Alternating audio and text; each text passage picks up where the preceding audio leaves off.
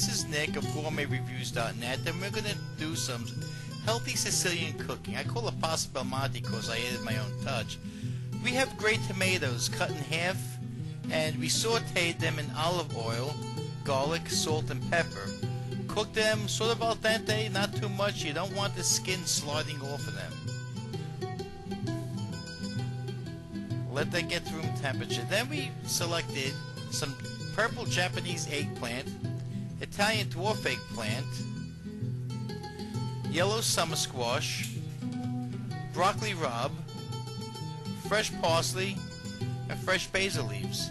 We're going to add a little bit more olive oil, okay, a splash of Chianti, and of course whole wheat pasta because it's so good you don't want to ruin anything. You want to keep it as healthy and as nutritious as you can.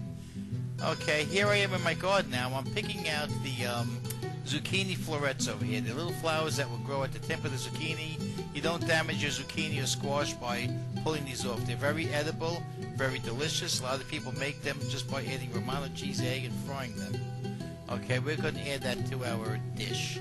We're going to clean everything off in vinegar too. Okay, you can see I cut this eggplant here, the Italian eggplant, little triangles. I cut it in half and then I made 3 columns one way and 3 columns the other way on both halves. Now I take the yellow zucchini squash. I cut it into strips twice. I want to pick up this pasta with the zucchini at the same time and with the squash at the same time. So I'm cutting everything into strips. So now here I am with the purple Japanese eggplant, cutting it in half and then in half again. Okay, that will allow me to cut it into strips. And the broccoli rabe you want to cut right at the base of the leaf. And the stems you're going to put in boiling water, and then you're going to scoop that out. You're using those stems to flavor your pasta, so don't throw any part of it out, okay? Only before you're ready to put the pasta in, you'll remove those stems. You're going to steam the broccoli rabe, okay, right in its own natural water. So you're going to put garlic and olive oil at the bottom of a pan and cover the top. Do this only for about 8 minutes because you don't want them totally wilted. You want them still a little crunchy. In the same oil now, you're going to cook the Italian eggplant. Okay? Do not remove the oil every time you remove a vegetable.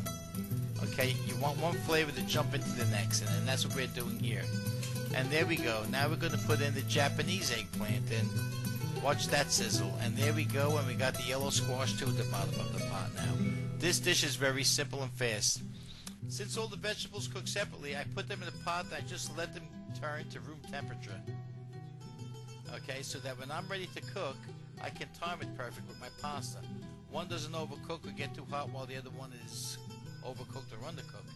Okay, so your job is to orchestrate everything. And there we go. There's all the stems you can see in the water. I'm going to take those out before I put the pasta in. And this water has a whole lot of flavor now. That flavor is going to go into the pasta, and I guarantee you, if you eat the pasta just by itself, it's going to taste like broccoli rabe. Okay, we're throwing in now the chopped basil, okay, and parsley, and that's my little ramekin filled with the florets from the zucchini. There we go. Now the vegetables are still hot. Though what I just threw in, those herbs and flowers will wilt. There's the pasta. Look at how delicious this looks. Just by itself, it's delicious. A little garlic, salt, and pepper. There we go. I heat up my vegetables right before I was ready to drain the pasta, and I just glided them right over the pasta, and it's still almost separated. Now all you have to do is toss and eat and enjoy yourself. So for now, I'm going to say, bon appetit. Okay, eat healthy, live long, be with family. Enjoy. Thank you very much.